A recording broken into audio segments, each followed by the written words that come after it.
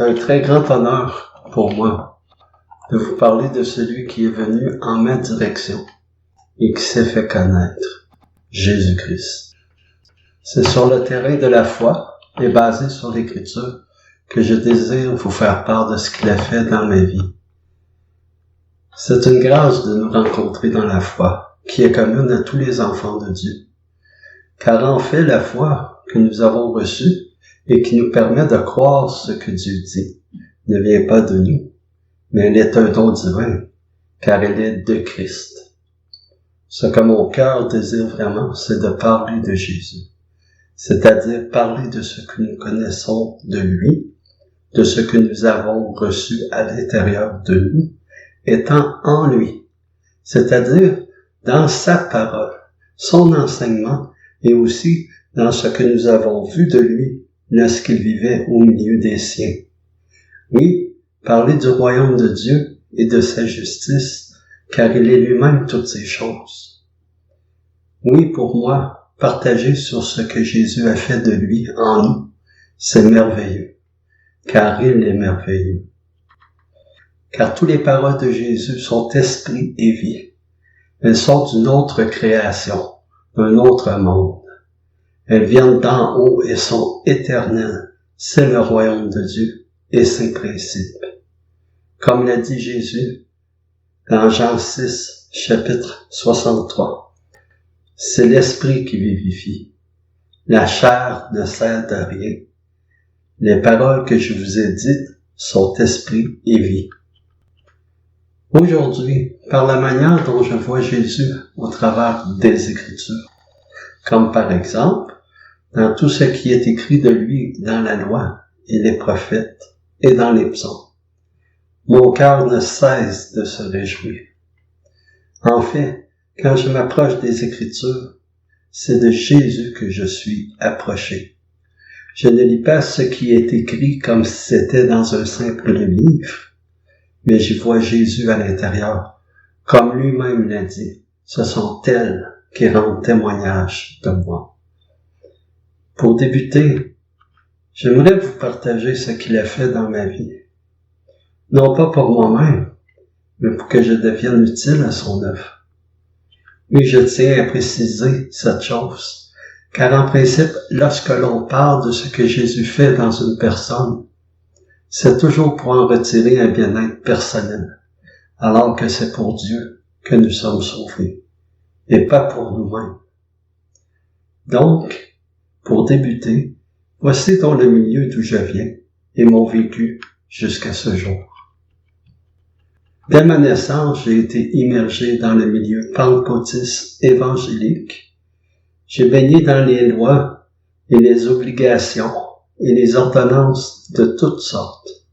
En fait, on m'a présenté un autre Dieu, un autre Jésus, un faux évangile. Oui, c'était un Dieu sévère que je devais craindre et que l'on m'avait présenté et de qui j'avais peur, parce qu'il pouvait me punir en m'envoyant en enfer pour l'éternité. Et je croyais que je perdrais certainement mon salut si je ne faisais pas ce que l'on me disait, selon l'interprétation du pasteur dans ce qui est écrit dans la lettre.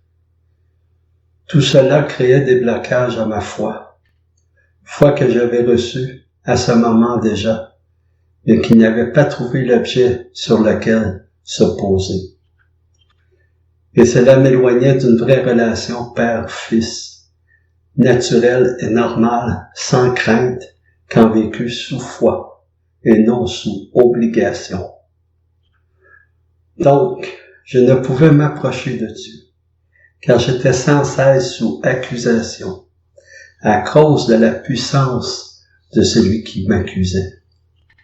Je me sentais indigne, pécheur, pas agréable à lui, à cause de ce que je pouvais faire de mal, ou le bien que je désirais, mais étant incapable de le faire.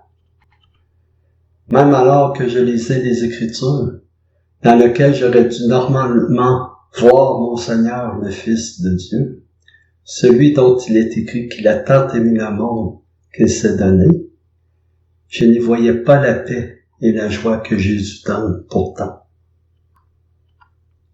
Je lisais l'Écriture sous péché, avec une vue sous loi, et non pas avec les nouveaux yeux que Jésus donne à ceux qui croient en lui, ce qui fait que rien de bon ne pouvait me parvenir. Oui, je n'y voyais qu'obligation et accusation.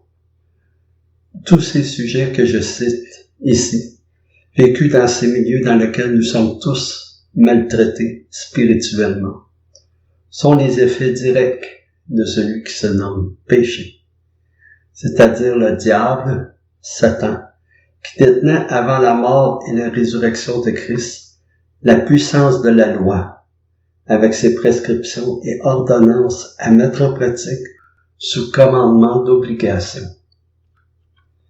La peur d'aller en enfer, revenir à l'obéissance, l'angoisse, se sentir perdu et abandonné, plaire à Dieu par mes propres efforts.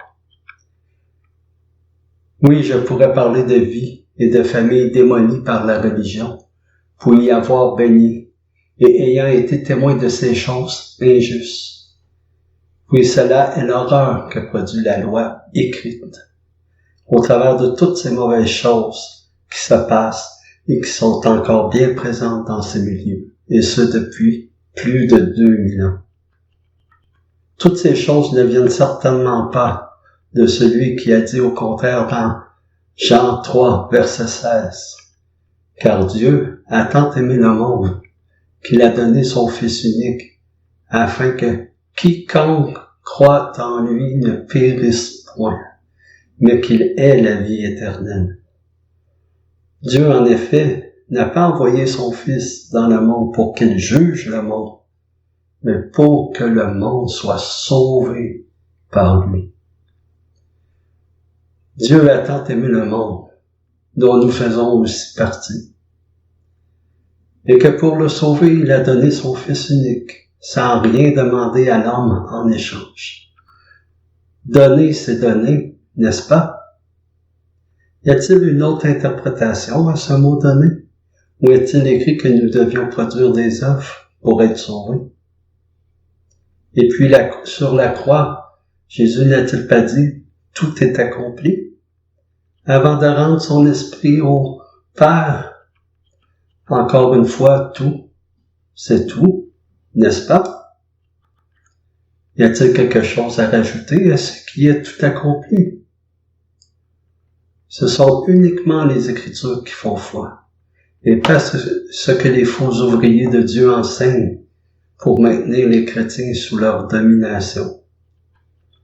C'est pourquoi que de la venue de Jésus-Christ en tant que Sauveur et Fils de Dieu, car il est écrit dans Jean 1, verset 17, « Car la loi a été donnée par Moïse, la grâce et la vérité sont venues par Jésus-Christ. » Ce qui devait être une bonne nouvelle ne l'est pourtant pas lorsque l'on vit dans ces milieux religieux. Pour ma part, aujourd'hui, si je suis libre de ce jour lourd et pesant, c'est simplement par la foi seule en Jésus-Christ, le Fils de Dieu. Oui, cette foi seule qui nous rend agréable à Dieu et rien d'autre. Comme il est écrit en Hébreux 11, verset 6, « Or, sans la foi, il est impossible de lui être agréable, car il faut que celui qui s'approche de Dieu croie que Dieu existe et qu'il est le rémunérateur de ceux qui le cherchent. » Avant, lorsque je n'étais pas libre et étant sous péché, c'est-à-dire sous loi, je comptais sur moi-même et mes efforts pour être agréable à Dieu, comme par exemple donner ma vie à Jésus, alors que l'Écriture me dit que c'est lui qui a donné sa vie pour les autres. Dans Jean 10, verset 15, « Comme le Père me connaît et comme je connais le Père, et je donne ma vie pour mes brebis. » Ou bien en 1 Jean 3,16, « Nous avons connu l'amour en ce qu'il a donné sa vie pour nous. » Ou bien lui demander pardon alors que j'étais déjà pardonné par la foi en lui.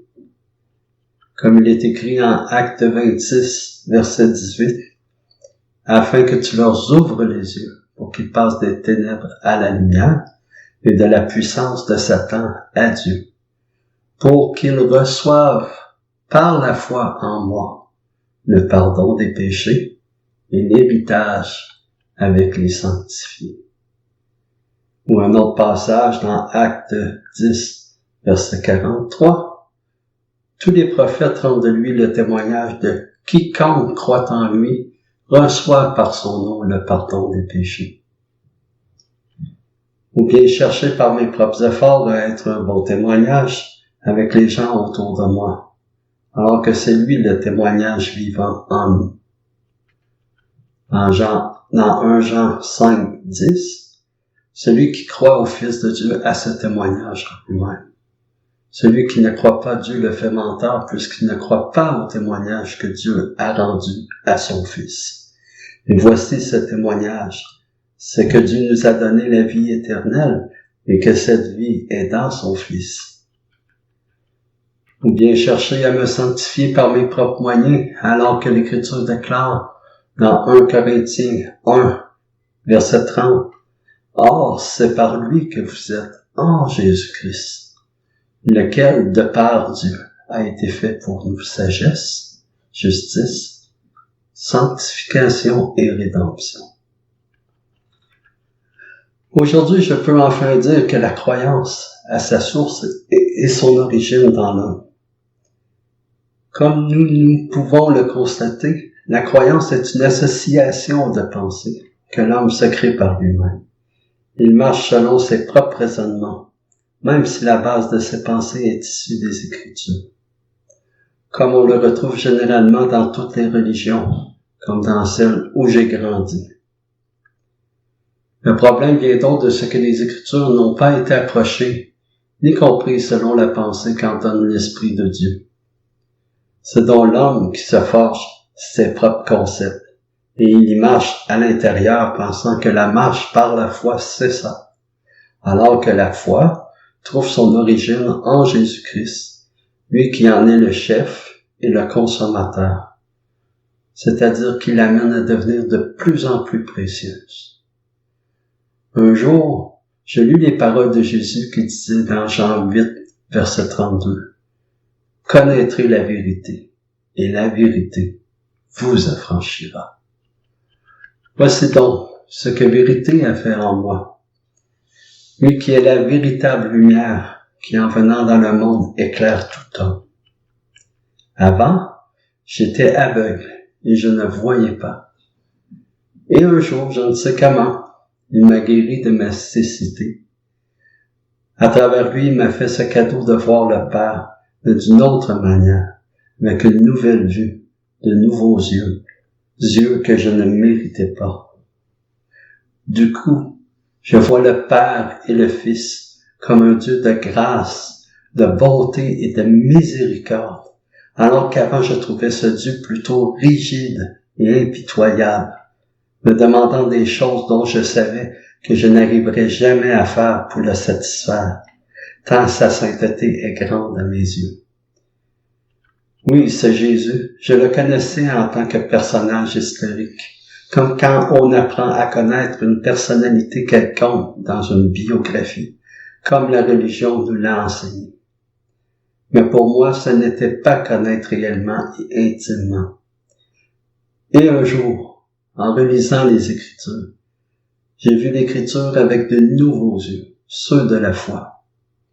Enfin, cette foi si précieuse avait trouvé cet objet si désirable sur qui poser son regard, comme il est d'ailleurs écrit dans Hébreux 12, verset 2. Regardant à Jésus, l'auteur et l'accomplissement de notre foi, qui affronta la dégradation à cause de la joie qui lui était proposée, a souffert la croix et s'est assis à la droite du trône de Dieu. Alors tout a été bouleversé en moi par sa connaissance, c'est-à-dire bien au-delà des Écritures. Et dès ce moment, je ne vis plus ce Jésus selon la chair, mais selon l'Esprit. Ainsi s'accomplit pour moi les paroles de Jésus, qui dit « En vérité, je vous le dis, l'heure vient et elle est déjà venue, où les morts entendront la voix du Fils de Dieu, et ceux qui l'auront entendu vivront. » Oui, j'ai vu toute sa grâce et sa justice envers le pauvre et l'ignorant, envers les hommes de mauvaise vie et les égarés, duquel je faisais partie. Jamais il n'a jugé qui que ce soit, ni condamné le pécheur à mort, car il est sauveur et sait ce que son nom signifie. Comme il est écrit dans Jean 3, verset 17, « Et Dieu n'a pas envoyé son Fils dans le monde pour condamner le monde, mais afin que le monde soit sauvé par lui. » Oui, c'est un Dieu plein de grâce et d'amour, de qui je peux m'approcher en toute confiance, par la foi en lui, dans son œuvre tout accomplie. Comme il est écrit dans Jean 19, verset 30, « Et quand Jésus eut pris le vinaigre, il dit, « Tout est accompli. » Et ayant baissé la tête, il rendit l'esprit. Ou bien dans Jean 6, 40, « La volonté de mon Père, c'est que quiconque voit le Fils et croit en lui ait la vie éternelle, et je le ressusciterai au dernier jour. » Oui, j'ai pu voir ce qu'il a fait avec le brigand sur la croix, avec la femme adultère, avec la Samaritaine, ou bien comment il est sorti de la fosse un jour de sabbat, l'homme à la main sèche. Il les défendait contre l'hypocrisie des pharisiens et des docteurs de la loi. Oui, pour moi, comme il est écrit dans Jean 20, 31, « Mais ces choses ont été écrites afin que vous croyiez que Jésus est le Christ, le Fils de Dieu, et qu'en croyant, vous ayez la vie en son nom. » Maintenant, ayant vu, je sais avec certitude qu'il nous a rendus libres. Comme il est écrit dans Colossiens 2,14, « Il a effacé l'acte dont les ordonnances nous condamnaient et qui subsistait contre nous, et il l'a détruit en le clouant à la croix. » Oui, il a payé une fois pour tout par sa mort sur la croix. Il nous a rendus libres par la foi en lui. Dans Galates, chapitre 2, verset 16, il est écrit que « Néanmoins, sachant que ce n'est pas par les œuvres de la loi que l'homme est justifié, mais par la foi en Jésus-Christ, nous aussi nous avons cru en Jésus-Christ, afin d'être justifiés par la foi en Christ et non par les œuvres de la loi, parce que nul chair ne sera justifié par les œuvres de la loi. » Oui, ceci se fait par la promesse que Dieu a faite à Abraham pour toutes les nations. Et cette promesse, c'est justement le don de Christ à tous ceux qui croient. Aujourd'hui, je comprends presque tout est écrit à ce sujet, que c'est par la foi en Christ qui est en nous que nous sommes la postérité d'Abraham, héritiers selon la promesse. Car comme il est écrit dans Galates 3, verset 6, « Comme Abraham crut à Dieu, et que cela lui fut imputé à justice, reconnaissez donc que ce sont ceux qui ont la foi qui sont fils d'Abraham. » Aussi l'Écriture, prévoyant que Dieu justifierait les païens par la foi, a d'avance annoncé cette bonne nouvelle à Abraham. « Toutes les nations seront bénies en toi. » De sorte que ceux qui croient sont bénis avec Abraham le croyant. Car tous ceux qui s'attachent aux œuvres de la loi sont sous la malédiction, car il est écrit « Maudit et quiconque n'observe pas tout ce qui est écrit dans le livre de la loi et ne le met pas en pratique. » Et que nul ne soit justifié devant Dieu par la loi, cela est évident, puisqu'il est dit « Le juste vivra par la foi. » Or, la loi ne procède pas de la foi, mais il dit « Celui qui mettra ces choses en pratique vivra par elles. » Christ nous a rachetés de la malédiction de la loi, étant devenu malédiction pour nous, car il est écrit « Maudit est quiconque est pendu au bois », afin que la bénédiction d'Abraham eût pour les païens son accomplissement en Jésus-Christ, et que nous ressuscions par la foi l'Esprit qui avait été promis. Toutes ces choses ne sont pas charnelles, mais spirituelles, et se voient facilement au travers d'une autre vue, celle de la foi, celle d'Abraham, le croyant. Oui, pour moi encore aujourd'hui, je suis toujours bouleversé à chaque fois que ma nouvelle vue me montre où et comment j'ai été séduit par le passé dans plusieurs domaines de ma vie. Je dirais plutôt séduit par la vue que j'avais, une vue sous péché, une vue qui altérait la bonne, celle de la foi. L'Esprit de Dieu rend libre. Il affranchit l'homme de toute servitude en lui faisant connaître tout ce qui est de Christ, alors que l'esprit de l'adversaire rend l'homme captif en le plaçant sous accusation, parce que celui-ci ne parviendra jamais à satisfaire aux exigences de Dieu avec ses seules forces. Cette accusation produit alors la condamnation, et la condamnation mène à la mort. Voilà donc en résumé ce que Dieu a fait pour moi. Il ne m'a point condamné. Voici ici sa justice. Un pêche, lui paie. C'est cette notion qui est normale et juste devant lui, devant son tribunal. Et voici sa sentence, son verdict pour l'homme, comme il est écrit dans Jean 3, verset 16. Car Dieu a tant aimé le monde qu'il a donné son Fils unique, afin que quiconque croit en lui ne périsse point, mais qu'il ait la vie éternelle. Car Dieu n'a pas envoyé son Fils dans le monde pour condamner le monde, mais afin que le monde soit sauvé par lui. Et maintenant, ai-je à craindre? Nullement, car sa sentence c'est la vie, et non la mort. C'est sa volonté envers tous les hommes. Comme il est écrit dans Romains 8, verset 33. Qui accusera les élus de Dieu? C'est Dieu qui justifie.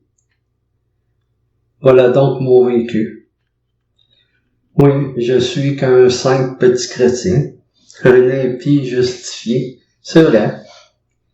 Mais mon désir est de partager avec d'autres le merveilleux Seigneur, qui comme un berger fidèle est venu à la rencontre de sa brebis, qui par frayeur s'est échappé de la fausse bergerie, et ce faisant, s'est retrouvé seul et perdu dans le monde, ne sachant plus vers qui se tourner. Fraternellement, Jésus-Christ, notre Seigneur,